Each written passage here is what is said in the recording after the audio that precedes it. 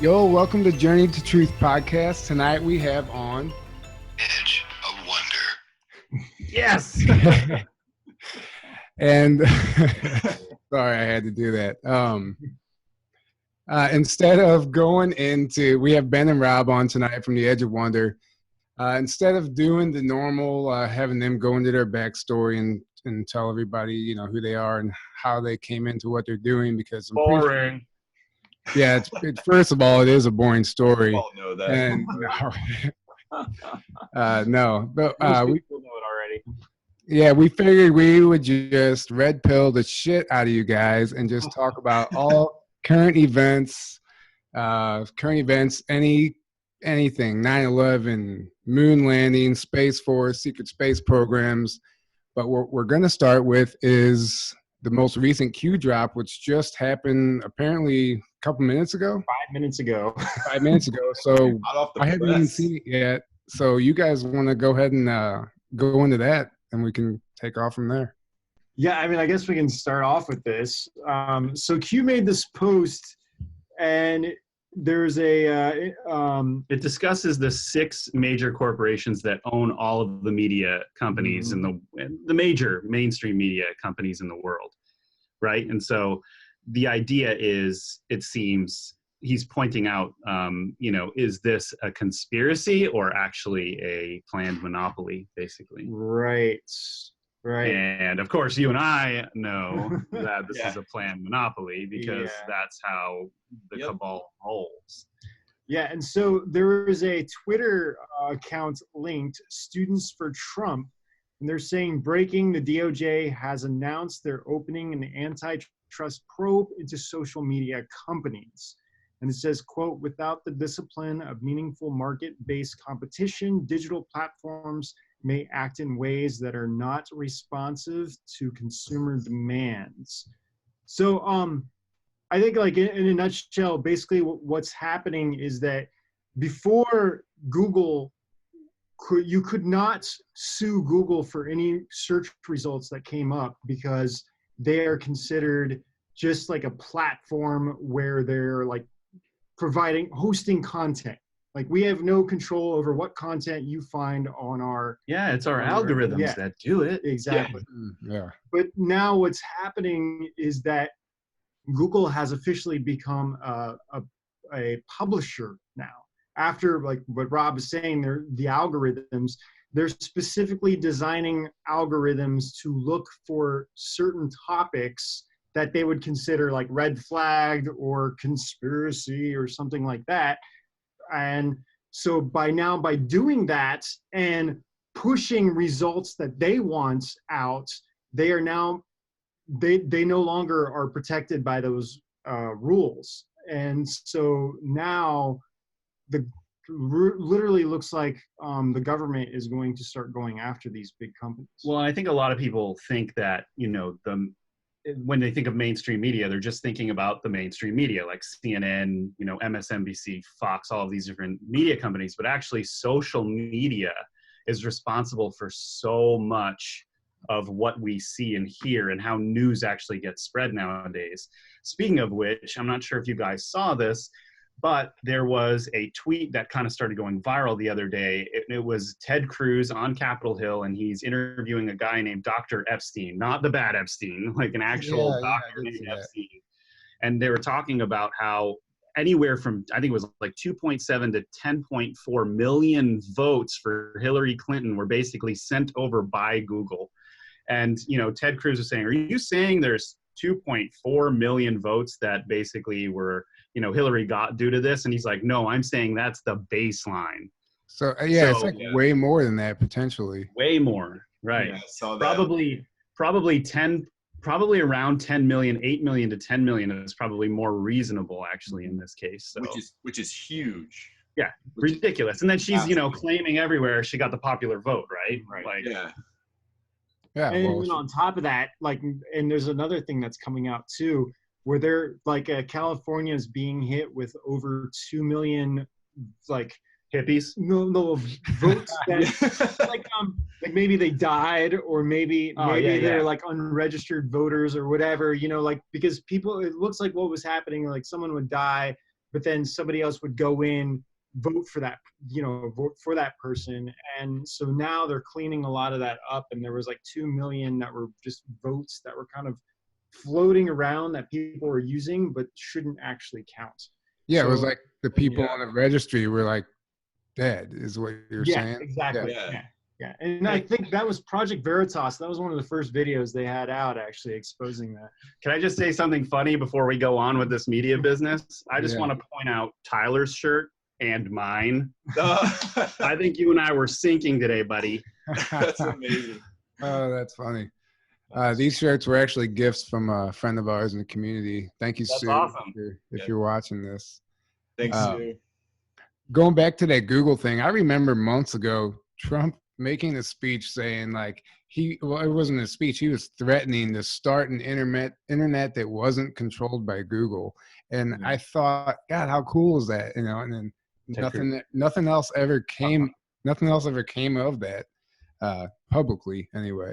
So it would be so cool if there was some other platform that we could all jump on if this, unless we could just take them down. Well, I think they're slowly working on this, but the problem that a lot of like the what I want to say, the criticism that a lot of the people, the more conservative community is saying is that they want to reach out to the people that don't necessarily have the same viewpoint, because that's the people that we're really trying to red pill.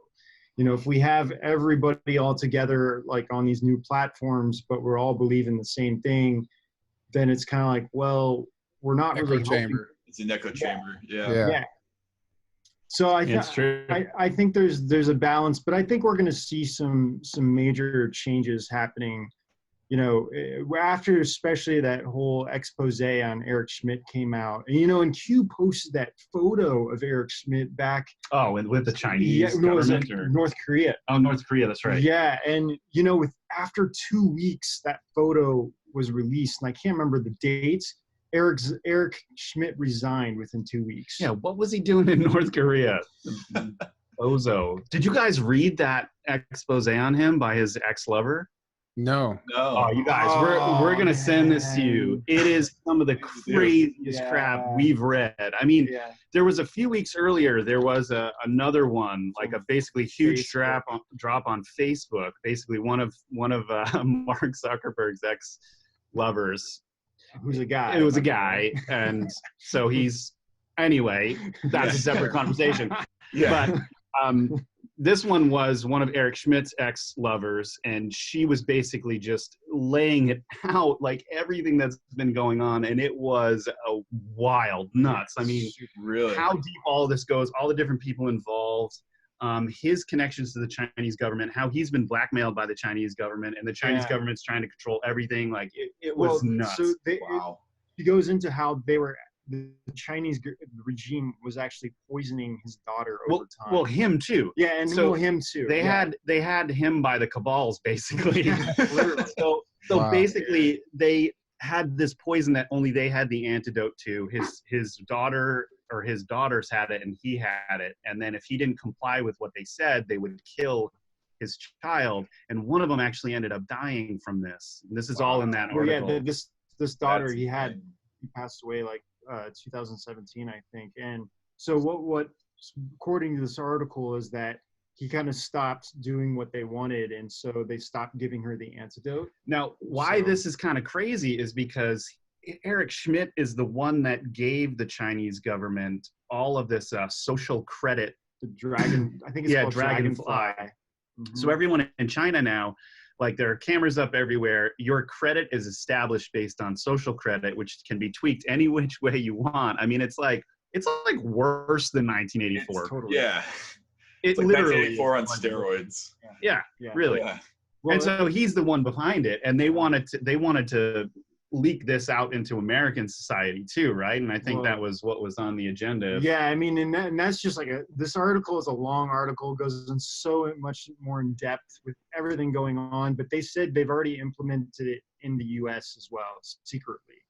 So Really? this kind of thing is really happening. But with all these blackouts that started occurring, like in New York, blackout last week, Were you affected by that personally? Yeah, we were actually. Luckily, like my apartment was just south of that whole thing, so I didn't even know what was going on until I started getting messages. But Yeah, because I texted him, and because I was meeting some people for dinner actually, and the restaurant that we were meeting at was like the hub center of where the power went out. And so when I got there, I was like, why are all these people just waiting outside of these restaurants?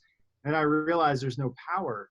And then we got in a cab and we started realizing like how much the whole grid was out in that whole area. Wow. So it was really, really crazy. And then like I was texting him like, dude, power's out. And he's like, did you know it's the anniversary of the 1977 power out? that was Was it really? So Really? yeah, so there was this power outage back in '77 where people were like rioting and all of this stuff, and I was like, man, the 42nd. So it's the 42nd anniversary of that. So I just started looking into, you know, well, 42nd Street basically runs straight through Times Square. It's one of the most major streets. Yeah. And then I think there were some people saying that there were offices on 42nd that had been affected, which were attorney offices that had to do with the case. And there were potentially people trying to get in there to get information or to hide information or stuff like that. That was one thing we heard. And then because Jeffrey Epstein is being held downtown Manhattan. Yeah, this was Midtown, so he's downtown, right? Yeah. So that's why, you know, that could be one thing that was related. Corey Goode actually told us, but he said he cannot confirm this at all, but he told us that the one thing he heard was that this like dragonfly stuff was already being implemented, and the alliance came in and knocked off the power to stop some of this AI technology that they were already putting in New York. So Yeah, he actually shared an article of something about that. Yeah, you know, that's right. That's the one. Yeah, okay. Yep. I actually didn't even read it. I just remember seeing the headline. I don't think I read that one either. No, but he shared that with us. Okay. Yeah, that was the one he shared with us. Mhm. He posted it to Twitter, I think, shortly after. So yeah, interesting stuff. You guys, have you guys been following up or reading up on the Black Hawk helicopters over DC, all that stuff that's happening? Yeah. Here and there. Yeah. Yeah.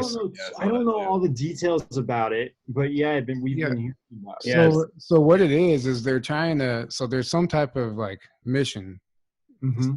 going on, and they had to ask Congress for the funds to basically, to basically fund this mission. And I actually wrote it down because I didn't remember it, but they wanted to provide $1.55 million for aircraft maintenance, air crews, and travel in support of emerging classified flight mission. And it's also paying for a specialized sensitive compartmented information facility at Davison Army Airfield in Virginia. Wow. So it's like, whoa, what is that? Like, what are they actually trying to disclose here? I don't know. It's compartmentalized now. Sure. And then going off of that, also like what happened last week was that the House approved, or I think it was the House approved the that whatever proceedings happen in Guantanamo Bay is going to be televised live. Oh, yeah, did you hear that? Yeah. No, So we're gonna get to see our favorite criminals go down live on TV.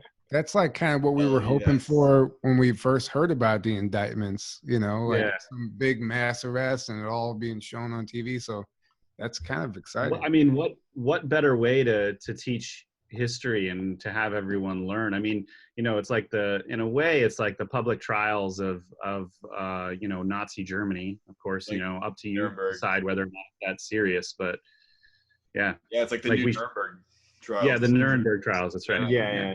That's good. Yeah. Just on a much bigger scale. It's just, it's not, it's teaching us history. It's just rewriting history. And that's the biggest thing is all of us have to, like, I forget where I heard it. It's like, you have no idea how much you're going to have to unlearn once all this stuff comes forward. Oh my God. Yeah. It's going to be an unlearning and relearning, especially these, you know, scientists and these doctors and stuff who have all learned their information, have been educated in the you know, in the universities, the system, just within the system. So everything that they've been taught essentially maybe a lie, maybe misinformation. Oh, they're a part of that lie, because most of those universities are pushing socialist, you know, agendas. Yeah. Yeah. Oh, absolutely. Yeah. It's actually funny, just some of the information that's some of the classes and some of the information that's being pushed within the universities. And when you look into that, you start to realize why things are happening the way they're happening, because nobody's going to be, you know, I just went to 4 years of college and just learned all this stuff. You don't know what you're talking about. You know, this is what, you know, so it's understandable. Yeah, for sure. Completely. Yeah.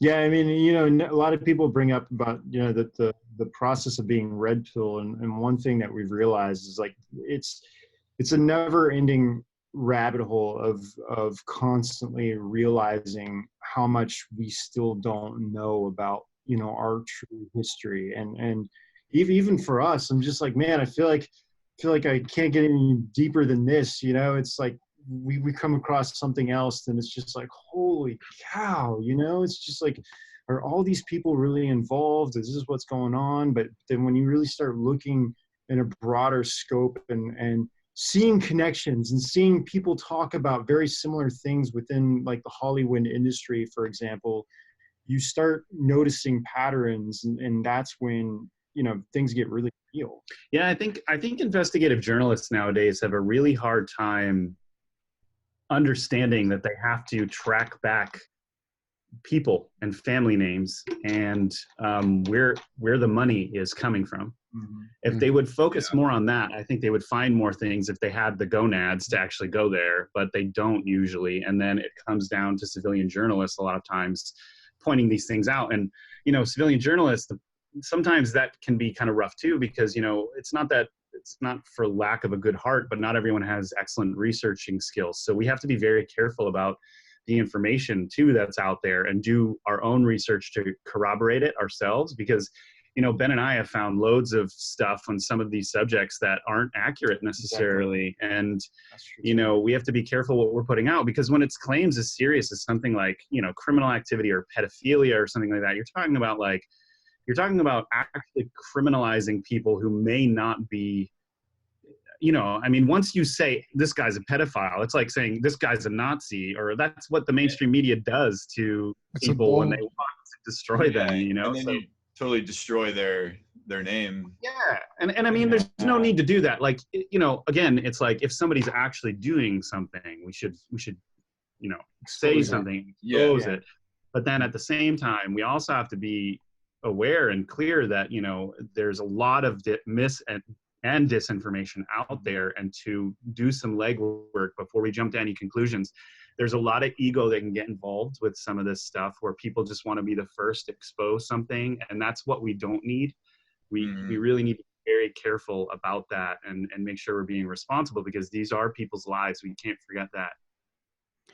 Yeah, what's interesting, you said about the, you know, the investigative journalism and looking into, you know, basically where this information is coming from. Like we always say, part of doing research is researching where the information comes from, and then researching where that comes from, and blah, blah, blah. I got into it with a guy the other day, not really got into it, but I was just, you know, I posted a meme, and he's like, it was with the Clinton and Epstein. And he said, oh, you forgot to add Trump in there. I was like, oh, to my knowledge, I didn't think he's involved. I looked into it, and, you know, he's not on the flight logs, blah, blah, blah. I said, can you show me what you found? And he literally sent me 10 mainstream articles that like all were released at the same time from every different source. And I said, okay, these are articles. These aren't evidence. You realize that, right? Like, you have, who wrote these articles? Yeah, it's like a photo with him means literally nothing, right? Well, there's that Photoshop image of him. Well, him and Ivanka is a true image, and she's a little girl, and he's like kissing her on the head. And somebody photoshopped just Jeffrey Epstein in that photo. So all these people are like who are just not rational. They're like, oh my gosh, look, like here's Trump with this child, and it's Jeffrey Epstein. And it's like, well, for one, that's his daughter. That's his daughter. The thing is, like, there's so many people. It's like once you have something in your mind or in your heart where you've made a decision, or you've basically, like, you know, thrown someone under the bus or something, or you've been emotionally compromised, you're not clear enough to actually go look into these things and see the truth. And this is the problem with the divisions that the mainstream media is, and, you know, politicians, I guess you could say, are creating, is that once someone is emotionally compromised, they're not clear enough to actually do the legwork to find the truth out.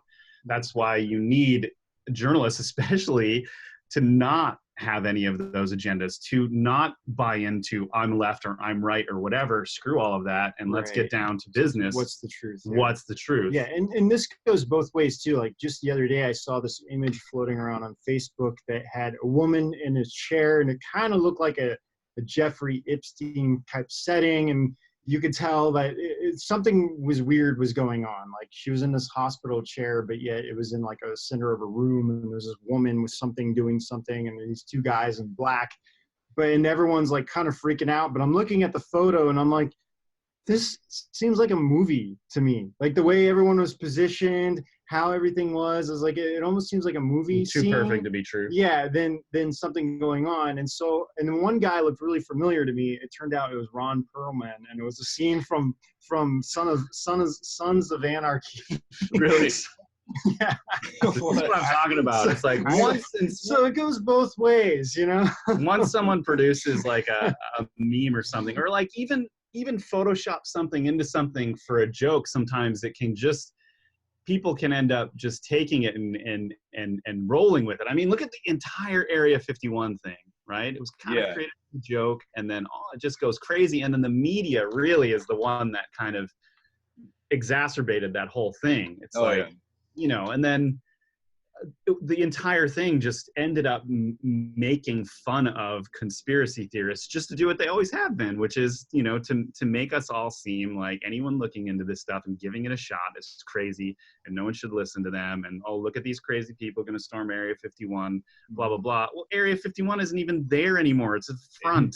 Yeah, it's not even stuff has been moved. Like, well, and just like when I first saw that stuff coming up, like immediately my intuition was just like, okay, psyop. Like it wasn't even a question. Same. I saw it so clearly, and you know, just it comes out at the same time as all the Epstein and all the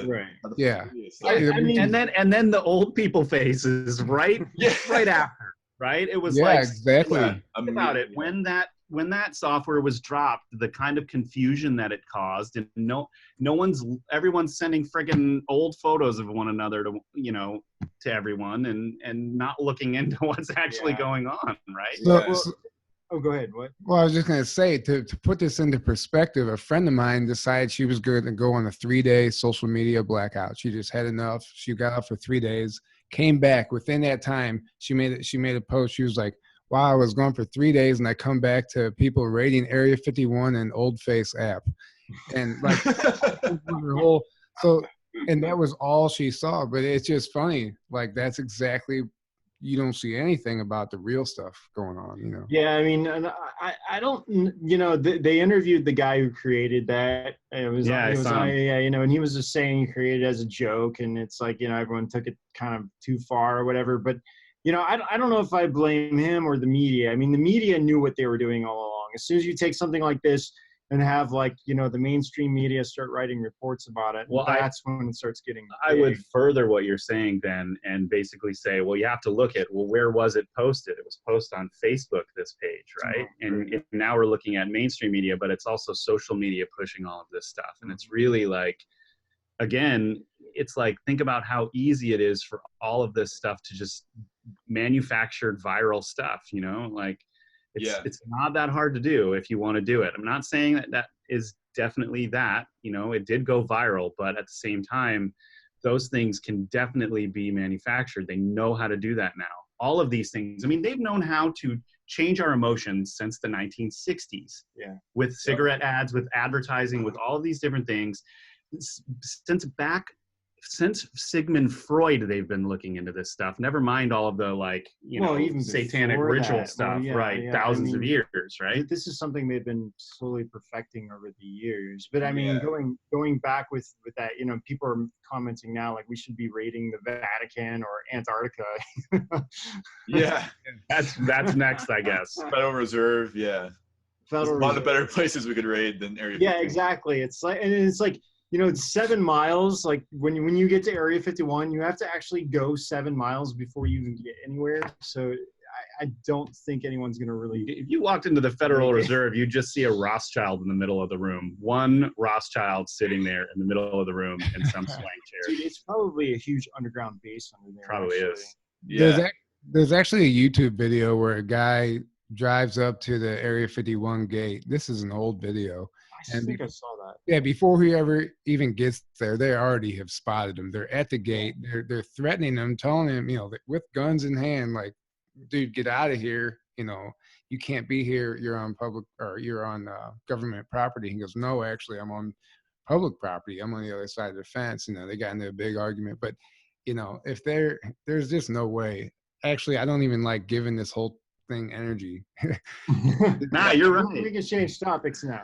Yeah, I'm just curious, like, how many people are going to end up actually going? Yeah, I am too. And like, what's going to happen? 6.5 people max. 6.5. Yeah, somebody. Yeah.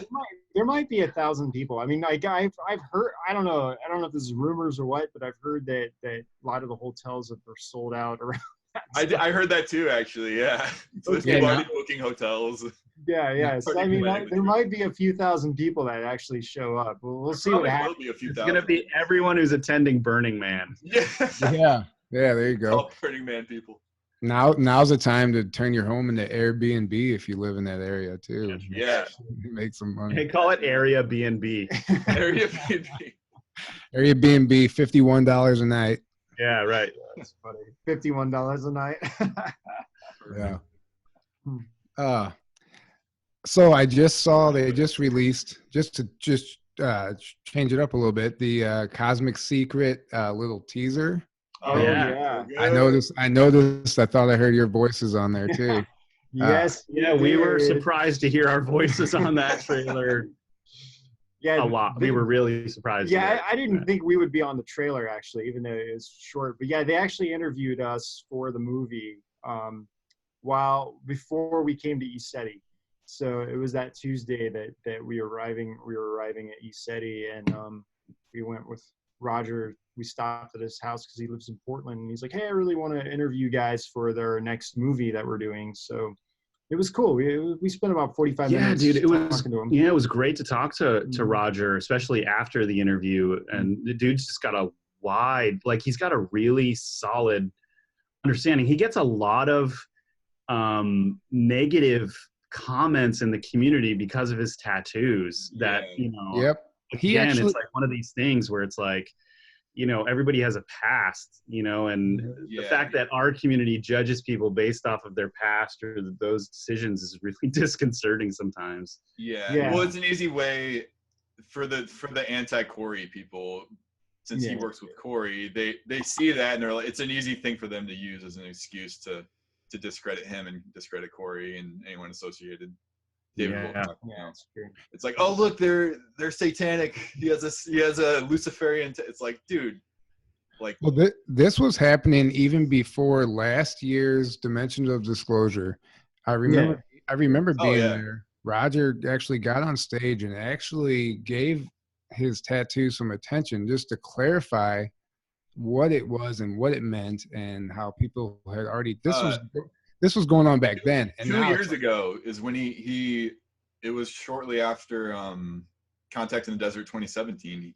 He made this like 2-hour long video, like Facebook Live video, and told his whole life story, I remember that. The tattoos, put it all out there, and a lot of people saw that video. It had a lot of views. And so like when all that controversy came out again recently, he's like, I explained this like a couple years ago. Go watch the video. Well, and I think even last year too, he like did it again whenever it popped up again. So it's like every year it keeps popping up with new. It's because they don't have anything else to go off of. They're Yeah. desperate, you know. They're looking for everything they can find, whatever it is. everything they bring up to like debunk Corey or make him look bad. Ben and I are planning to, we're emceeing Dimensions of Disclosure this year, and we were planning to go up on stage with dyed blue fried chicken and eat it up there. Corey, Dude. Oh man, that's great. That's amazing. Pass out blue chicken cult business cards. Actually, you guys can check out bluechickencult@gmail.com. Is that real? Did you actually write that? What happens when you go there? Yeah. Okay. Just try it. Just send an email and see what happens. Oh, dude. Was it blue chicken with Corey's head on it or something? Or No, I didn't do any of my Photoshop work on that one. oh, that's funny. That's funny. Yeah. So back into the Cosmic Secret though. So yeah, I'm super excited. I think aren't they premiering the actual movie in Ventura, California? I don't know if they're presenting the movie. I think they're presenting maybe a little bit of it. Yeah. Like I think a short version of it. And then there's a panel that we're going to be hosting actually with everybody on it. So Nice. Okay. Man, I can't wait though. If it's anything like Above Majestic, which I'm Actually, the cool thing about this, so it's kind of the sequel to Above Majestic. It's kind of like Above Majestic 2, but they really focused on the spiritual on this one, which is really cool. So they need to. That's what it seems like. Yeah. Yeah, I hope it really helps. Wake some people up, because it's a very touchy subject when you start talking about spirituality and stuff and the true history of those things. People get really upset about it, but it seems like these guys are really trying to come at it from a really solid perspective. So I'm really hoping this reaches a lot of people. Yeah, well, that's a thing that a lot of people have said. Just getting into this community, like they need to focus on the spiritual aspect of it, because there is so much darkness around all these topics, even around the event, the solar flash, all this stuff. There's a lot of darkness around it, and instead of focusing the energy on that, we need to just flip it into the spiritual, going within. Actually, I was just watching your ESETI video that just premiered today, and Cool. And that's what James said. People try so hard to reach out. We have to go within. Corey said it. It's just something that we need to keep pounding in people's heads, really, because that's kind of the main point, and that's why I'm really glad they're focusing on that on the sequel on this one, because Above Majestic was as great as it was. It was very dark documentary, and there's a lot of dark stuff in there, and it's easy to watch that and like get caught up in the fear aspect and the negative stuff and be like, oh my god, this is terrible. But like that was my only complaint about Above Majestic, was like I wish they would have like brought more of the positive spiritual aspects and like the light at the end of the tunnel, the hope in there. But I'm glad they're doing that with this one. So yeah. Well, that's like what Corey always says. That was the ripping the Band-Aid off. That was what that did. Actually, I think it had to happen that way. Just lay it out there for the people that did see it. It's a good hit you in the face, wake you up, red pill. Well, yeah, I mean, and can you imagine for folks that haven't been researching any of this, seeing that film would just blow your mind, right? I mean, really, because they took a lot of all of the contemporary knowledge that we have about all of the different things that have happened and jammed it all into one, what is it, hour and a half? Yeah, I was like, basically this is all of our episodes into one movie. It felt like that. When I was watching it, that's what I was thinking. I was like, wow, we've covered everything, but when they had on William Tompkins. Oh, that was just awesome. Yeah, it really talking about that. I think that adds so much more weight to what that is. The Navy submarines in that blew my mind more than anything. Like how they were actually built, the way that they were built. It's better for outer space than anything the Air Force could have built. Yeah. Well, also, and I think that's why, everyone who's been a part of this team has gotten hit really hard too, because the movie had a very strong impact that side is never going to acknowledge. Yeah. So, Yeah. I mean, being the number one documentary on iTunes and Amazon, that's not a small thing at all. So you definitely No. stirred up a lot of stuff. I mean, when we all knew it was going to happen. I mean, and Corey told us too, is like, before we even had him on the show, he's like, having me on the show is, it's going to kind of pull you guys into this too. So we're like, hey man, we're trying to get the truth out. We know that It was like, yeah, when do we start? Yeah, that's the way I would feel about it. Absolutely. My favorite part is that it's like the implications of a secret space program or for a secret space program, but then halfway through the movie, you're like discovering your whole world is a lie. Like it's not just a secret space program, which it has to go that direction because it's so deep. It's deep. It's like nothing. Once you dive into this, none of these topics, they're all connected. They're all connected. It's a giant puzzle piece. No, not one is separate from the other. And it's so crazy when you look at both ends of the spectrum to somebody new. They're like, how does this connect with this? And you're like, okay, exactly. Sit down for a minute. Let me tell you something. That's why I saw some negative reviews of it that people were like, oh, it's just a whole bunch of conspiracy theories all lined together. And like, it's like just watching a bunch of conspiracy videos on YouTube showing. I'm like, well, it's because there's so many rabbit holes. There's so many aspects of the stuff that's going on. There's so many different things, and it all, like you said, it all ties together. So they pretty much gave you everything that's going on. They gave you like, okay, here's generally what is going on here. But if you want to go deeper, you can go do your research on your own and go even farther with it. But they kind of showed how it all tied together at the same time. So yeah. Yeah, so when we started this, Tyler, you were talking it's funny that we're on this subject because you were talking about red pilling people, right? Mm-hmm. And I was actually just curious, like, since we kind of ironic. Yeah, I know. I was just looking at that. Like, I'm wearing a red and he's wearing a blue pill. Yeah, not at all. But I was curious, since you guys have been involved in this community for a while, like, what's like the craziest thing that's blown your mind since you've started this journey of yours? And then I'd be interested to share mine as well. As far as just my personal awakening or just doing the podcast or I would say, through your research, the things that you've found that have just been like, oh my gosh, just like this blew the top off of so many things, right? Like maybe even if it was one historical thing that, wasn't, that everyone thinks is true, but isn't, or anything like that, or aliens or anything, The biggest thing for me personally, because I've just had a fascination with the whole UFO topic, was learning about the Corey Goode, William Tompkins story. As soon as that hit, the whole World War II history and everything I thought I knew was just shattered. But everything made so much more sense. So going back to the history, and then I started going before that. And I was just discovering, like, oh my God, everything is a lie. Like everything, the entire war, the whole, like, and then you start realizing that these wars are essentially, they're fabricated. They're not even really a war. It's like, it's part of the plan.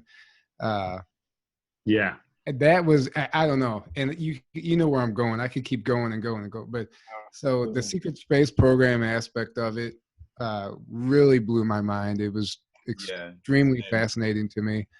And then, that led me into other stuff, questions about the moon landings and other stuff. So that aspect of it. And then obviously the disgusting, horrible end of the child abuse and the pedophilia and the organ harvesting and all that stuff. My awakening kind of went in. So the first stage, I found out about the Cabal, the Illuminati. So I'm like, okay, I know there's this secret cult like group running the planet. And just kind of went down that rabbit hole. And then I found out about then the ET information started coming up when I started getting into like David Wilcock, Stephen Greer back then. And I'm like, oh shit, there's like, because at first I'm like, all right, I'm not going to believe it, but like, this is interesting. Like, let's see if there's anything to back this up. The fact that that aliens or ETs even exist. And then, you know, the fact that they've been here for a long time and just all the evidence that was presented just rang true, and it all lined up really well. I'm just like, wow, I think there's something here. And then the connection of the Cabal with their ET, you know, bloodline. And so that really blew my mind. And then when I found out, so I didn't know about the secret space program though until Corey Goode came out. He was the first person that I came across talking about the secret space program. And in Behold a Pale Horse by Bill Cooper, he that's the first time I actually heard of it. Because he mentions, but he calls it the secret space program. But really? He's like, yeah, that's the first time I heard. He actually refers to it as the secret space program. Yeah, he does. But he doesn't refer to it as like as an actual organization or something. He's like, yeah, there's just a secret space program. You know, he just refers to it. It was like a term rather than, you know, like an actual, like now everyone says SSP. It's kind of become this like almost cultural thing within our community. Yeah. But he was just like, there was a secret space program. But yeah, I started watching Cosmic Disclosure from the very beginning because I was following David Wilcock at the time, and I had no idea what to expect. I'm like, okay, I'm like that. I subscribed to Gaia because I already wanted to watch Wisdom Teachings, and I'm like, okay, well now he has a new show coming out, so let me check this out. And it was just blowing my mind. I'm like, is this guy? Like, I was really skeptical at first. I was like, okay, he seems really nervous. He seems like he doesn't want to be doing this. So that was a confirmation. Yeah. I'm like, he does not seem like a guy that's doing this to be famous or for the money or like to be like, hey, I'm a big shot or whatever. Like he seems like the opposite. Like he did not want to be doing that, and he seemed very nervous. But he's saying all this crazy stuff like secret space program and. Like, Inner Earth. Well, that was even before he started talking about that. But he was talking about like replicators, and he was age regressed to a kid and sent back in time 20 years, and all this crazy stuff. I remember those episodes, and I was just like, yeah. And I'm just like, what is this guy? Like, I've been following David for a while, and I trust his judgment. But that's like, part of what did it for me too. That also gave it a lot more, credibility to me. But the more I kept watching it, the more I'm like, this guy is not lying. Like at the very least, he believes what he's saying. Like he does not. He's not intentionally lying. But I'm like, that would be pretty out there for him to be, you know. I like what Michael Sala said. I like what Michael Sala said in Hawaii. He said something about Corey. He's like, who else out there when they first heard Corey Goode come on, got that just gut feeling like they knew he was telling the truth, like something resonated so deep with this. And that's what did it for me. It wasn't just that, but it was something like. It was also that. Something within me was activated. And. Yeah, it just resonated. Now it's your turn, guys. Now it's your turn. Do you want to go first? No, go ahead. Oh, okay. Well, you know, I think with after the work we've been doing, things have gone in stages. But like, for example, you brought up the organ harvesting issue. You know, I remember back in it originally, what's weird is that I had this vision basically that told me something big was going to come out in March of 2006. And in March of 2006, that's when the organ harvesting officially came out, that this is what was going on inside China by these two, well, one was a lawyer and the other one was a member of parliament in Canada. But I remember, so, you know, during that time, I remember thinking to myself, like, this can't be true. Like, this is so evil. I just can't even comprehend that this is a reality. And so the more I started diving into that and researching more, talking to more people, talking to people who've been in the campsites in China and everything else, like related to the Falun Gong practitioners and underground Christians, it really started hitting me like just how evil and twisted our world is. And I think it started to prepare me more for like, you know, the whole gamut of all kinds of stuff that are going on. Because then when you start getting into the child pedophilia and you know, it's child sacrificing, all of these things that are going on, and a lot of it has ties directly to China. You know, it's like when you start telling ordinary people this is where it starts. They start like, well, you know, it's kind of hard to believe that, you know, the people that I look up to are doing this. Mm-hmm. A lot of people just check out when you start talking about that stuff. They don't even want to hear it. You know what? They can't. It's so hard for them to comprehend that humans can be that evil, that they're just like, it's just too much. Like they have to shut down. Like I've noticed that with my mom sometimes. Like I love her to death, and she actually is a really woke woman for the most part, but like when it comes to certain things, like my dad, for instance, will be like, yeah, tell me. And then like I'll show him and he'll just be like, those bastards, whatever, right? but my mom will be like, she's like, she'll just be like, this is too weird for me, like, you know. Yeah, and I think, you know, I think I have friends. It took my mom a while to kind of grasp all of this, you know, and I have friends that are kind of like, some of them are like, wow, you know, most of them, you know, I think now they're starting to understand because it's been in the news so much, you know, and I've been talking about it for so long, that now all this stuff is really starting to come out, but now all these other things are coming out. And so, but I think, you know, it's like what he said, you just don't want to fathom that other fellow human beings are doing these kinds of things.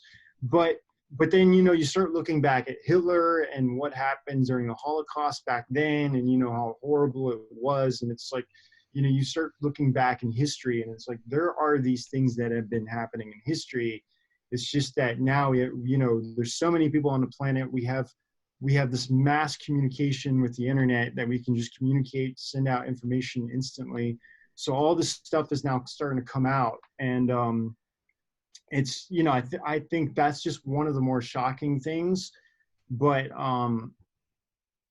yeah, I mean, but then when you start lining, you know, when we were doing the show in the beginning, and, you know, we're started looking to the deep state. It's like, oh, let's get more into the deep state. Like, who is the Illuminati and the deep state or whatever, you know? But then it's like our minds are just blown. It's like, you know, we would start researching and I'm like, oh my gosh, this thing totally unrelated. I was researching over here is like connected to this guy. And then all this stuff over here is connected to this. And it's like, it's all connected. And, you know, then you start asked about like 9/11 in the beginning, and then it's like, oh my gosh, you can find all these different connections, all these different people related to 9/11, and then that's connected to something bigger and something bigger. And you know, that's kind of when we started finding the root cause of this is like communism, and how communism is really communism, Luciferian, you know, Satanism is really at the top of this pyramid. Yeah. And how everything else is really structured around there. And then you're just like, oh my gosh, like I grew up with Jack Lennon as a child, and I realized, you know, he's totally socialist, communist propaganda in his books and everything else. You mean John Lennon? John Lennon. No, did I say Jack? Sean? You said Jack. No, Jack. Oh, wait, Lennon? Shoot. John Lennon. Not John Lennon. Oh, okay. No, Jack. The guy who wrote like the guy who wrote all those books, you know, in the early 1900s. Jack. Lennon? I'm getting confused now. I can't think of what's the book he wrote. Man. Time's up. No worries. Post. I'll think about it in a All second. right, well, anyway, I'll share.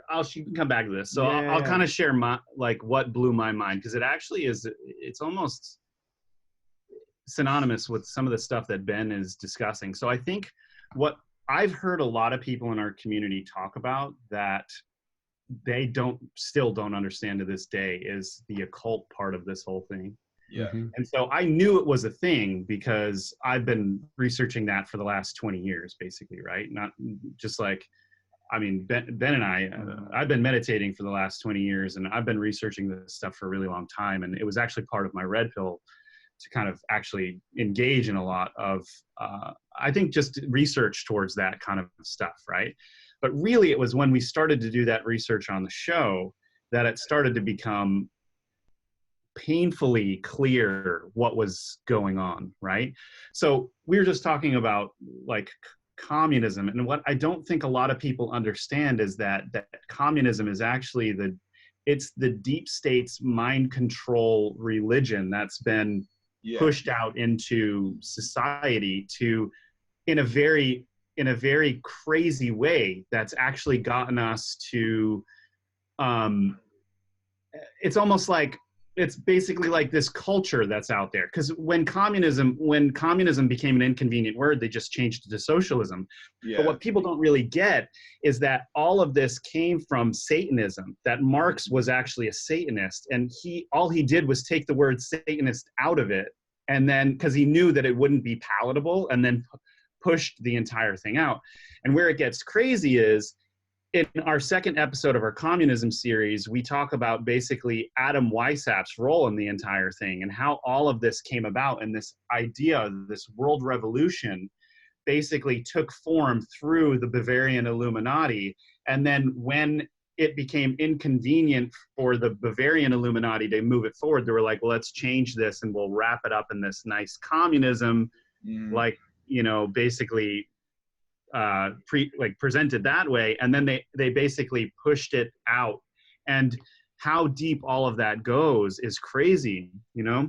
Yeah. Like the idea that Darwin was only pushed because it actually coincided with what Marx was trying to push in communism. People don't understand this. Well, and the schools were rejecting it in the beginning. Yeah, absolutely. I mean, because it went against like their what they would consider their religious beliefs at the time. And it's like, this is totally opposite of what God and what their Bible, their religion, you know, their beliefs say. So, you know, then the question is, how did this really get pushed? And there's so many flaws in it when you really, I know some people are probably going to be freaking out over us saying this, but when you really dive into it, there are a lot of flaws. He was looking at one little place, one little thing, and but who? Darwin. Of course. Yeah. I mean, it's like, to give an example. But that's exactly it. What you're saying is like, now that we know that he was pushed specifically because of what, you know, he came to the conclusions of, that Marx wanted to use it because it coincided with communism, then you start dig deeper, like we were saying, dig deeper into the names, dig deeper into where the money's coming from and all of that stuff. And you start to get this other picture. This has nothing to do with the theory of evolution, what I'm talking about right now. This has to do with the men and the people, and you start there, and then you can start going into science after, no problem, right? But then, okay, back to communism. You look at what communism has done, actually, and then what Ben was talking about with the organ harvesting. Like, we're talking about people getting so messed up in China that they're eating, cannibalizing because they're starving. And you have to understand what kind of thing this does to the human mind. Back. We're talking about back in the day. Back the revolution, right? The Cultural Revolution. But yeah, this is what communism's done, right? But then you have this regime that's actually controlling and pushing all of that, and then it's no surprise really when you actually track back history that, okay, now they're going to use organ harvesting to not only make money but to, you know, who knows, like I was watching a Robert David Steele video the other day. He was on a panel basically, and he was talking about how they use Falun Gong practitioners because they're so healthy, and that they're harvesting their organs, and it's for all these different things, including satanic things, occult things. This occult stuff, I'll tell you, if it didn't work, why would they waste all of their time on it? If those rituals didn't work, why would they be doing this? Why would they be putting all of this effort into it? There is energy in other dimensions that we can't see. And these people are trying to manipulate the universe's principles to control things. It's the most messed up crap that you can think of. Well, on top of that too, I mean, because karma does have energy, and so they believe that by doing these bad things and everything, like they're getting power over this. you know, that's why like the worst thing you can do is murder a child, you know, and I think that's why they're pushing the abortion thing so much it's too. sort of like that number one rule that they have is like when they want to twist something or change something, they need some kind of energy to do that, and that's where all of these rituals come into play, these sex rituals, these you know, destroying innocence, all of those things. It creates an energy that they can then point in a direction through. Now, a lot of people, it's black magic. Yeah. Yeah, exactly. No, it's 100%. It's a black magic with a K, as they, you know, retards. But anyway, like they'll use it, and a lot of people are like, well, no, it's not really. Like, I've heard so many people even in our community who are like, they even study these things and are like, no, it's not real, they're just blah blah blah. And it's like, there is a reason why they believe this stuff. There's a reason why it goes back thousands of years. What was Jesus and Sakyamuni when they were here really dealing with? They were dealing with so much of this stuff behind the scenes. No one really understands how messed up it had gotten, like what was going on with the finances, with all of that stuff at those times, and all the Satanist stuff that people were worshiping. It was serious stuff. Well, going off of that, you know, that's why the deep state really uses a lot of Egypt, because they believed it was the golden time for them. It was the time before Jesus, and you know, it's like they look at it as like they ruled that period of time. Yeah. Then you have like, you know, Moses coming in after that, and then Jesus coming, and then it's like destroying really that whole thing that they had. So it's like, from my understanding, you know, one thing that we've talked about a little bit on the show is like, it's like, you know, why do we have, I mean, granted, we're not trying to be like uber religious here. It's just, we're just looking at history. History. This is our history. It's like, if Jesus was truly a divine being who came here to save people, why do we have him constantly broken and weak on the cross in his weakest form?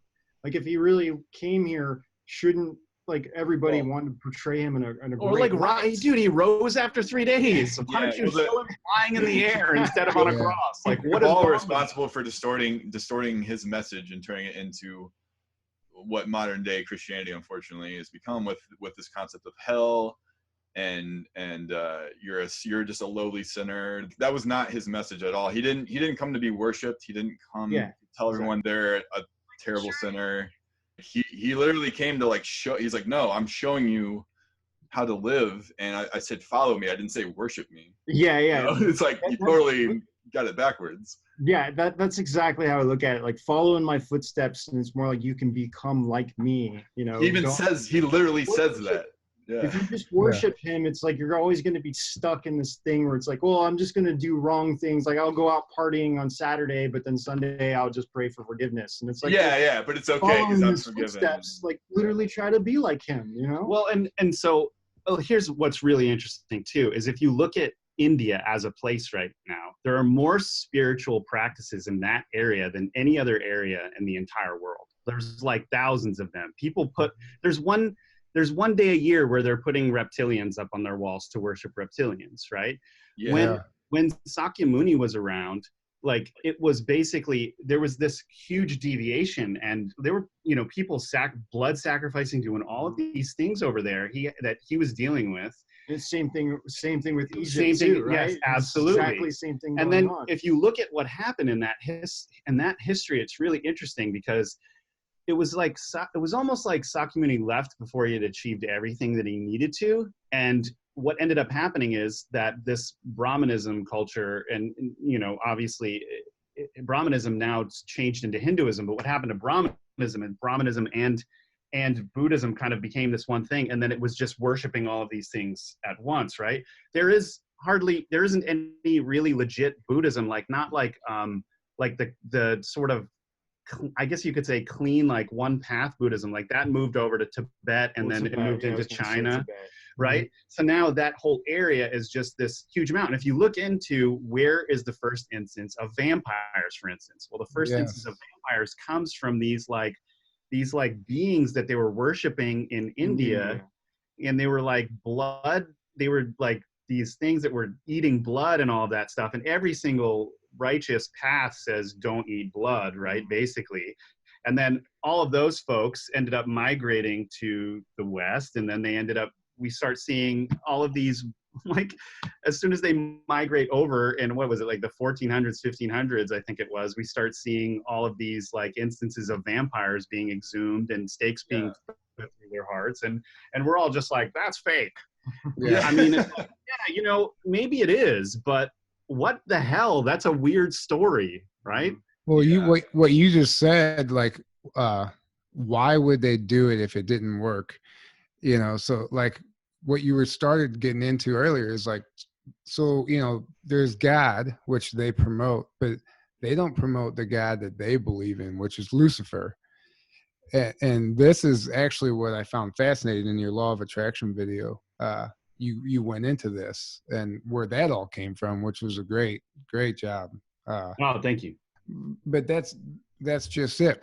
So they actually truthfully, wholeheartedly believe in Lucifer as the god of this planet, and all of these practices are worshiping him.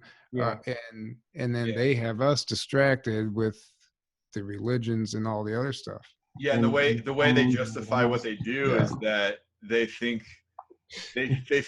they're descendants of these divine ET of Lucifer, essentially. Well, I mean, whatever, however you view it, you know, whether it's like, well, fallen angels, whatever it is, but that's exactly it, you know. So they think they're like the chosen ones, and then we're just these like worthless cattle. Yeah. And so they're like, well, and even evil, they literally view us as like being evil. So they're like, well, if we do bad things to them, we're actually doing good because and this is how they justify it. It's this sick, twisted, like backwards mindset that they have. That's how they justify what they do. Yeah, it's like it's okay to do stuff to us because they're looking at, it's going to do better for the greater good overall, for the greater world order that they're trying to create. So, you know, if they kill 1 million of us, then to them it's like, well, they've sacrificed themselves to serve the better whatever it is, you know. I mean, granted, this is how they think. This is why they don't care when a bunch of people get murdered or, you know, millions of people die in a famine. To them, it's just like that's great. That's their goal. Yeah, or when they take down a good thing, or when they take down the Twin Towers and blame it on the terrorists. Because to them, it's all about this human sacrifice. So, you know, it feeds in, like in the community, everyone's using the word loosh, which is like the negative energy that these demonic alien things feed on.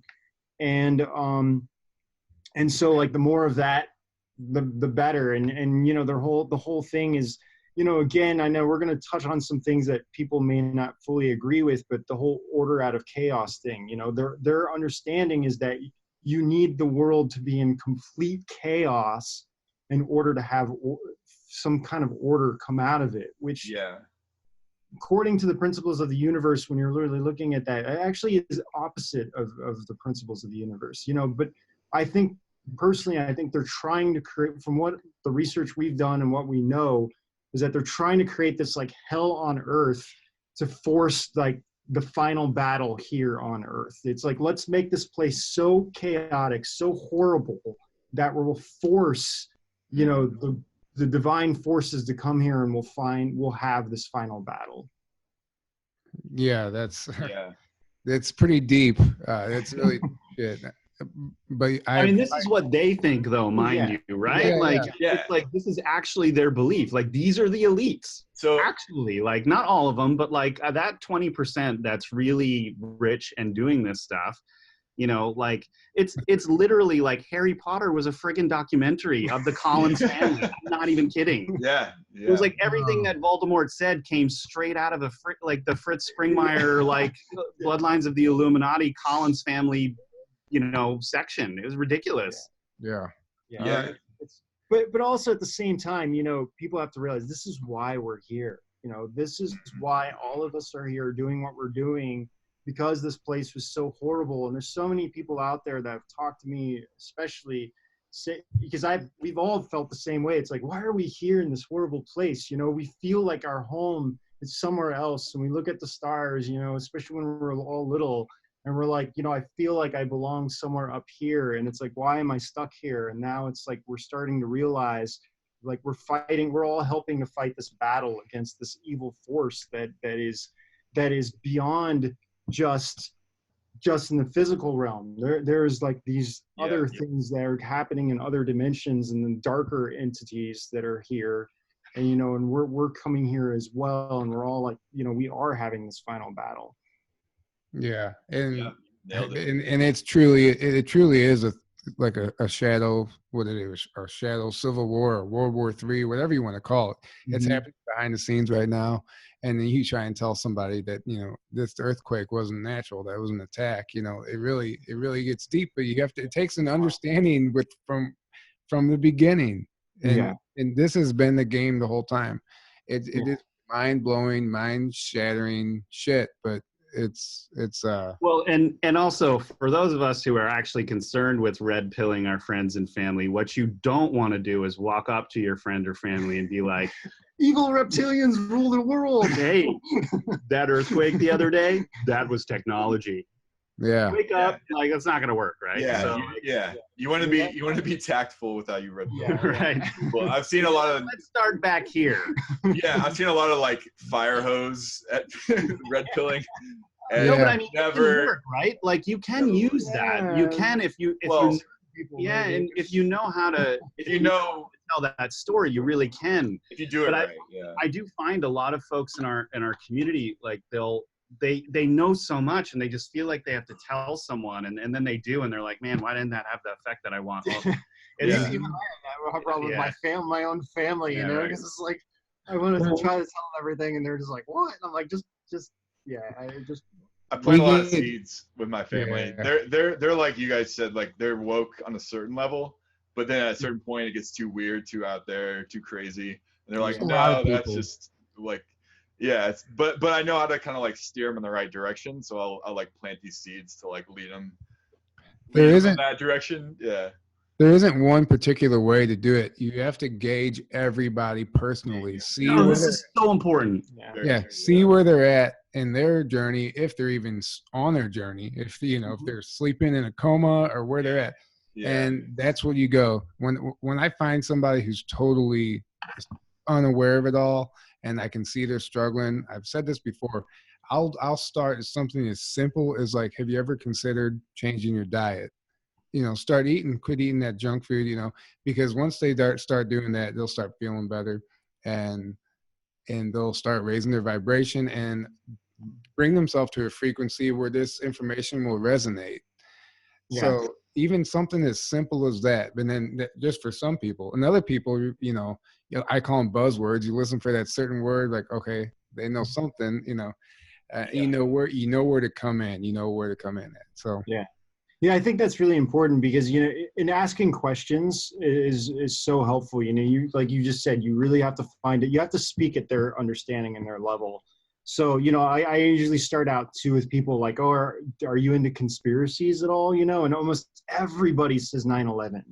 So it's always a really good place to start. And I start asking them what their understanding of 9/11 is. And then, we'll kind of go from there. Actually, so fascinating. Rob sat next to this couple on our flight back from ECETI, actually, when we were coming back, and we got stuck in Austin. And so we ended up being there, and they did too. And we ended up seeing them at the same restaurant. And they're from Seattle. Yeah, it was just really fascinating because, they didn't know what we did. I assumed like Rob probably talked to him about the show, but he didn't. Nope. So I was like, we host a YouTube show, and it started like, it's too weird for you. Yeah. But the girl was super into it. Like, they've been on the kind of the fence. Like, she said they can consider themselves like kind of like a liberal conservative end. So, but, and we would just say little things, but then she kept asking questions. And I was like, wow, this is really good. She keeps asking questions, and then we would say a little bit more, but we would kind of stop there. And she's like, I want to know more, like, go deeper. By the end of it, we're talking about like, oh my gosh, we were talking about really like the Trump, QAnon, what's happening, like even reptilians. Yeah, I think her husband was like, agenda, killing babies, Wow. all of it, and they were just like, wow, and I was shocked that we were able to like go that deep with them, but we spent a lot of time with them too. And some people are ready for that though, and that's why you They met were them. open, yeah. Yeah, they needed to hear that. Maybe they're at that point where like that was the next wave they needed, you know. Yeah, That's what always you'll notice good. is some people will be very like they'll be very open and curious, like those people, and like willing to at least believe that there's something backing up what you're saying, and not just oh, it's a crazy conspiracy. Because there's some people that no matter what you say, they're just gonna be like, they're just gonna write you off and be like, oh, that's crazy, like that's ridiculous, that's a crazy conspiracy theory, that's it, you know. Or you've been watching too many YouTube videos, or too much Star Wars, or whatever, you know. Yeah, actually, I like your Star Wars pillow in the background. That's Thank you. cool. Thank you. It's like the original one. Oh yeah, that's awesome. Somebody made this out of No way. fabric. That's awesome. Man. I got it at a like a toy show. That's awesome. That's super cool. Very cool. It's pretty cool. Hey, So, go sorry. ahead. I just remembered something. So it's Jack London that I was trying to remember. I was saying Jack Lennon, but it was Jack. He okay. wrote Call of the Wild, and it's like, and you know, when you're growing up in elementary school, this is like the first book really that I read when I was like in 4th grade or something. Like everybody has to read this book, and I found out later that he's like this hardcore socialist person with a lot of communist ideas and everything. And I mean, there's a movie called Agenda. And that I would recommend everybody to watch that movie. It's amazing. I can't remember the director's name off the top of my head, but you can find it on YouTube if you just type John in Lennon. Just John kidding. John London. Yeah. It's like, yeah. But anyway, the movie's really good. It's a documentary about all the stuff, and he really breaks down everything. We actually met him one time, so. Nice. So Anyway, I wanted to, I don't know why I feel compelled to get into 9/11 on this podcast. Oh gosh. Then we don't have to get that deep, but you even said certain people immediately jumped to 9/11, and I know you guys have already done the research, and you know, essentially, like the whole Bin Laden thing. Essentially, we were protecting him instead of looking for him. You know, yeah. So, I'm just curious to hear your input. Well, first thing before we even get into this is when those servers became public information, basically, right? Because they were required in the. Which servers are you talking about? So this is Bin Laden's servers. servers. His servers. Yeah. Okay, when his servers became public, there were 2 books on his servers that are now still on the CIA website. One of them is The Committee of 300, and the other is Bloodlines of the Illuminati from Fritz Springmeier. Why was Bin Laden and family reading those books if he wasn't trying to figure out what the hell all of this was himself? It just doesn't make any sense. Yeah. Like 2 PDFs of those things that the CIA is leaving up on their website. That was one of the most bizarre things that have come out of this. Like those 2 books being there, and us just being like, what the hell? Like there was so much stuff on there, and then those 2 things sticking out, and it was just so weird, right? Yeah. And a lot of people are saying, well, do you trust them? Like, why are they on the CIA website? You know, but you have to realize, I think there's a lot of people, you know, like Rob said earlier, everything's compartmentalized. So like there could be, there's a lot of white hat people that are trying to get information out, but also you do have to realize that everything on the CIA.org website is going to be monitored. So they want to know everybody who is reading these books. Yeah. So that's just something you have to think about too. Yeah, I mean, for us, it's like too late. It's like whatever, you know. Everything that we're doing on Facebook, on even your like earlier, I forget we were talking about something. Yeah, they've got files on all of us for sure. Yeah, and Jupiter Ascending. I mentioned Jupiter Ascending to you. Oh, that documentary, you mean? Yeah, documentary. So my YouTube or my YouTube thing, and the video was even posted 2 years ago. And the Honest Trailers Jupiter Ascending came up on like right away on my thing, and I'm like, what the heck? It's just from talking about it. Just like talking about it, you know. Yeah, it's wild how that works too. Which whole quantum computer, it's all storing all the information and all that crap. That's a whole other topic. But we'll go back to 9/11. Well, I just wanted to, for somebody, because I'm surprised at the amount of people who still don't who still aren't convinced that it's a conspiracy, which I don't understand. Or that it's You know what? If you're that person that doesn't think that's a conspiracy, what you should do is you should really research people that were there around that time. Like certain people that were around the area at the time usually have really, really interesting stories. And there were some people who were in the military. Like, what was that story you were telling me about the woman in the military who was being drilled? In Hawaii. Yes. The Hawaii girl. Yes. Yeah. So, you know, and a lot of people in the military have these stories, but yeah, there's somebody that I know personally who watches the show. She was telling me that right before 9/11, they were in Hawaii training for a situation just like 9/11, like if it would happen, right? Really? So they are stationed in New York. 2 months later, 9/11 happens.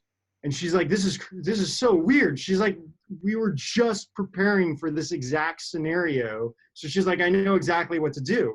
But, you know, in the moment, they didn't think about it. They just were like, oh, yeah, we know what to do. We were already training in this. And then it wasn't until afterwards where she was sitting around with, like, everybody who's in her unit. And they were like, isn't this really strange that we were just in Hawaii preparing for this?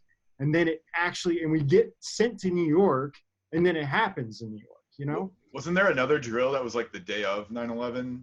I think they usually always did, even Boston bombing marathon, there was drills. Yeah, that and that happens. Yeah. It's like, there's no way these are just coincidences. It's like, yeah, I mean, Fox News actually had a report on it, but I think they pulled it now or something because I haven't been able to find it. Yeah, see, having a drill before a big event isn't weird. Having a drill before a big event and then Fox News reporting on it and that report getting pulled, now it's weird. yeah. Well, I mean, it's like, you know, you understand these things are happening, but then you go into deeper, more, like, especially look at Prince, like the artist Prince, right? He literally has We really are covering everything. Yeah, we are covering everything. But I mean, this is just to show, like, there's so much information that's out there. You can't trust the media because the media is only there's like all this stuff. The media is just taking one small part of it and saying, here, this is what you need to know. The rest of this stuff, you don't need to know this. This is why it's always good to do your own research. But like the artist Prince in 1999, was playing somewhere in the Middle East or something. He had a concert and he literally says, I got to go back to America or something. Osama bin Laden is going to bomb. He's going to bomb. Yeah. I remember seeing that online somewhere. Yeah. And wow, I didn't even know that. All in the lyrics. Yeah. Yeah. And he says Osama bin Laden, you know, on it. And there's a lot of people in the industry who talk about these things. And that's just one part of the conspiracy, let alone, like, you know, looking at the footage, doing your own research into what happened exactly to Building 7. There's like a million things about 9/11 that. Well, yeah, and if you're still doubting it, talk to someone who does like planned what do you call it? Construction. Yeah, construction or demolition. Demolition. Yeah. All right. Yeah, sorry. Planned demolition. Controlled demolition. Yeah. Yeah, controlled demolitions are like a thing, and if you talk to an expert on that, and you have them look at those videos, they may tell you a very different story about what happened there. Yeah, it's really the only way a building can fall at free fall speed into its own footprint is if it was a controlled demolition. Like, I'm sorry, like that's really the only way that happens. Well, then Trump came out recently, and you know this is mainstream media quoting Trump, and he says something like. It's a very Trump quote. He's like, I know who did 9/11. I think you do too, or something like that. But you know, yeah, I remember that. Yeah, or something similar to that. Something like that. Yeah. But it was like, you know, so I think, and actually the mainstream media has him quoted back in I think 2013 before he was president, as he believed that there was bombs in the buildings. Well, there's a whistleblower that came forward and said, he's like, yeah, that entire building was pre-wired with explosives during construction, along with bridges, like many of our bridges throughout the United States. Yeah, Corey, I think, is talking about. David Wilcock, I think, mentions that too about the yeah. But I'm actually talking about somebody else, which you know how when you're going down a rabbit hole and you start coming across all this stuff. Like I don't remember where I even saw it, but yeah, it's.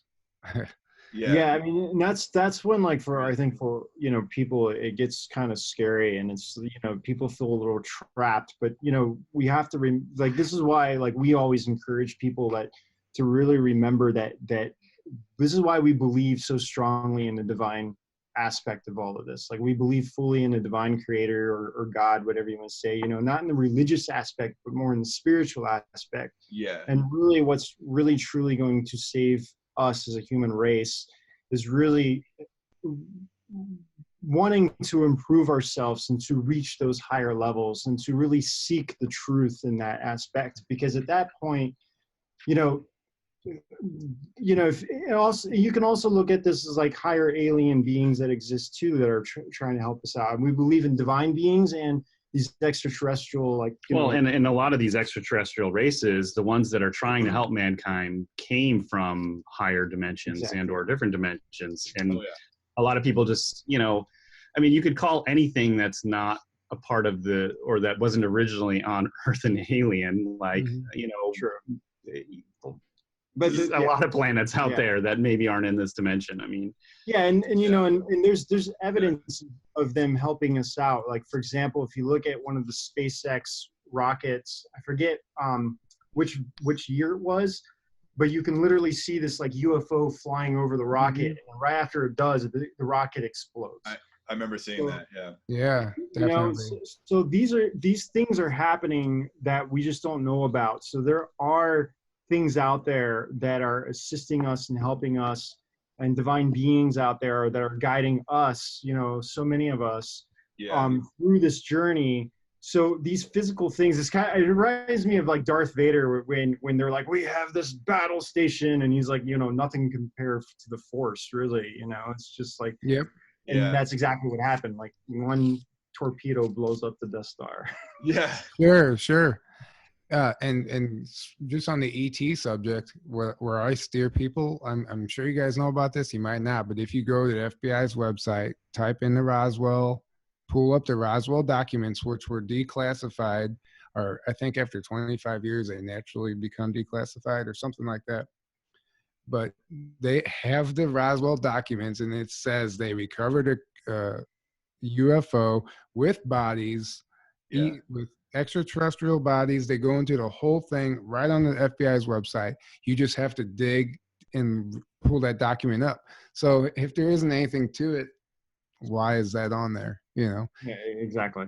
That's the other thing too. Also Velcro. There was Velcro. Yeah.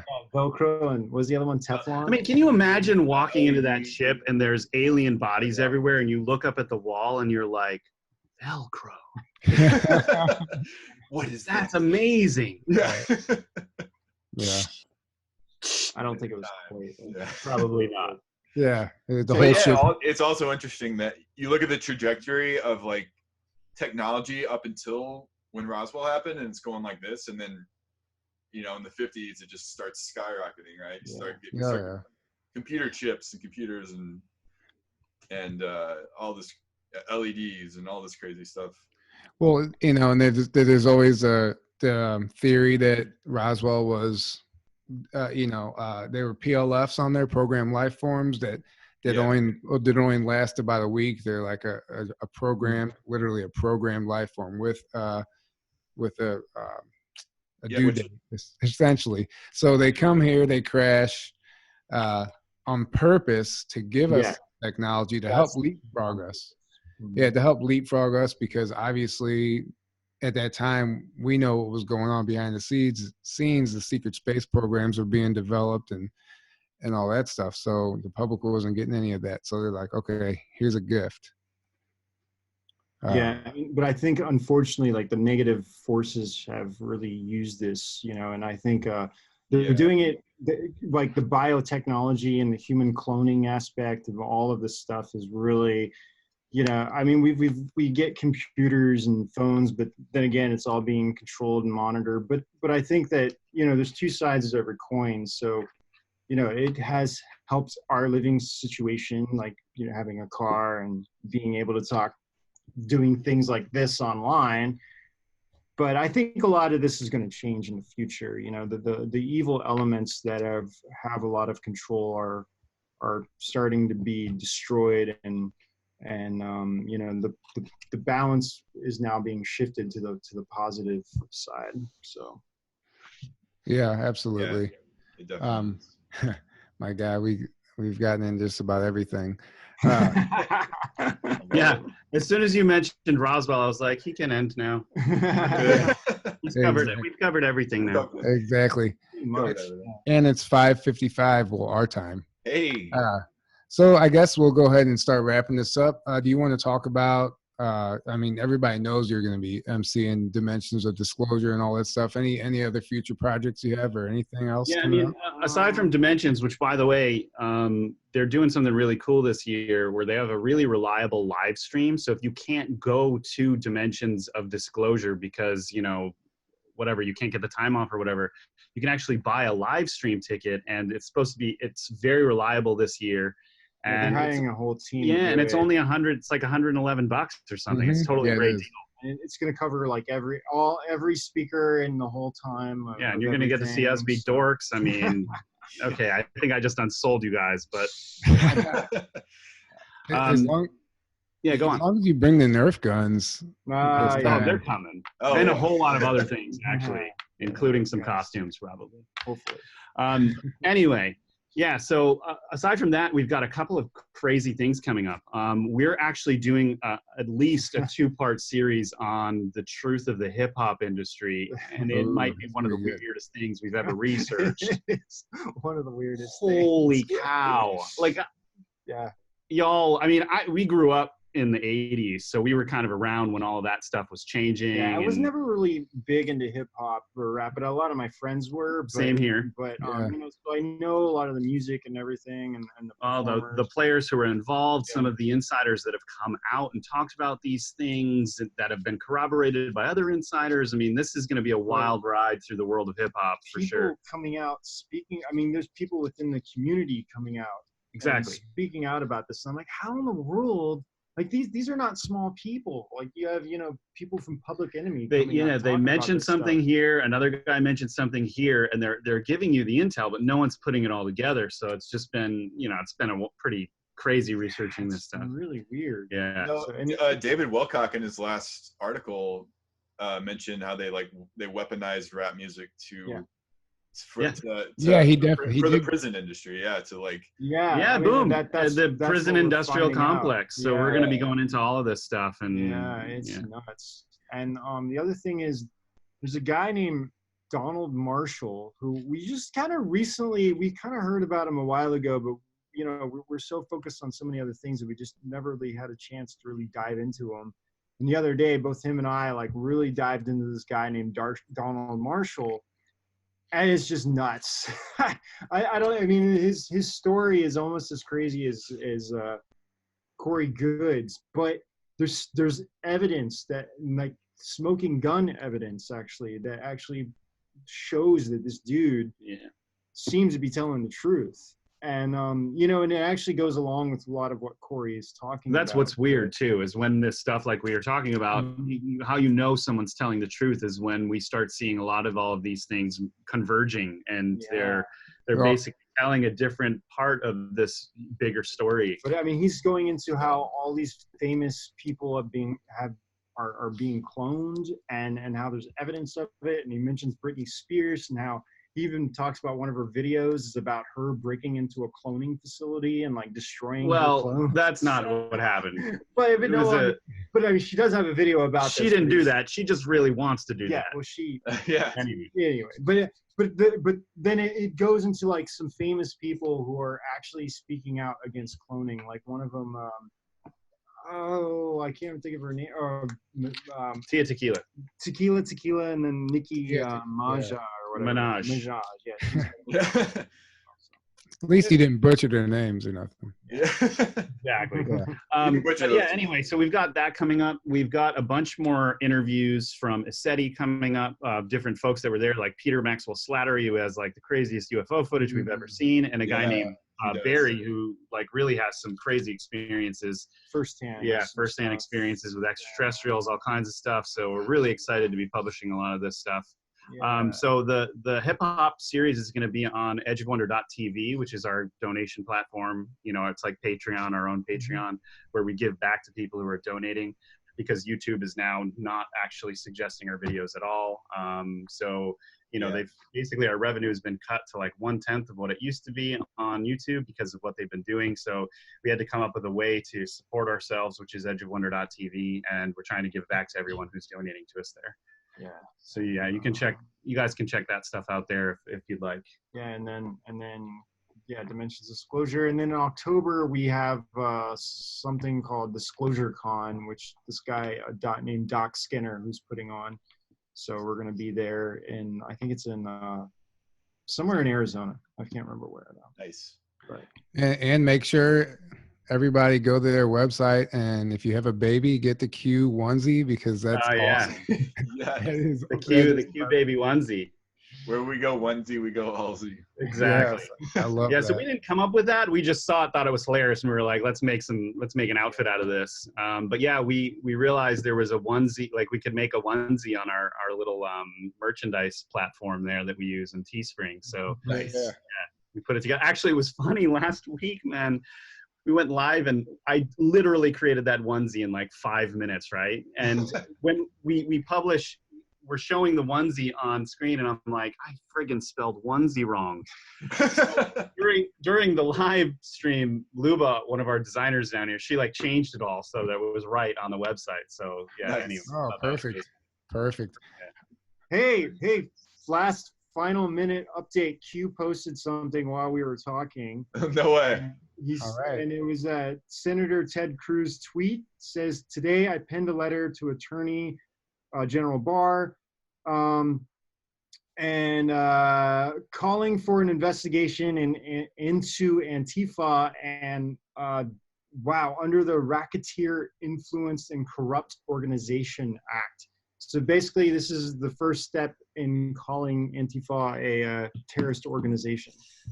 Wow. Which they are. Which Which, you know, that's just going to make people in Oregon really upset or have been supporting them. Yeah. Yeah. That's cool that Ted Cruz he's been kind of more taking action with a few more things lately, and also related to the Google stuff. Come to find out, Ted Cruz is an awesome guy. You know, he was really awkward during the elections. Yeah, the elections, but actually behind closed doors is a really funny, cool guy apparently, and really clear on a lot of stuff. So that's good. Yeah, he's not actually the Zodiac killer. Right. Right. We've heard that people close to Trump watch our show, so I don't know if he watches it or not, but if he's listening, but that'd be kind of interesting. Oh, I'm sure. Nice. You guys are going to be the next ones to be Q dropped. Yeah. I don't know about that. I think we're going to too start weird. linking Edge of Wonder videos. Yeah. We're too weird even for Q. Hey, he linked a David Wilcock book and what else? It was Michael Solid book. Michael too. Salvo, yeah. Wait, Q did? Well, he didn't link it, but his the trip codes you could The like trip code, actually, if you search that on Google Books, if you type in that trip code, it pulls up a specific book. No way. Yeah. I didn't see that part. That's awesome. I heard about this. Yeah. Yeah, one of them is David Wilcock's Ascension Mysteries. I think it's that one. And then there's a Michael Sala book, and then there's some other ones. Yeah, there's some all about free energy type of books, all that stuff. So Yeah. you know, there's so much more going on aside from just the actual drops. I mean, absolutely, right? I mean, Q's like his Q&A when he basically confirmed the secret space program. Mm-hmm. And Exactly.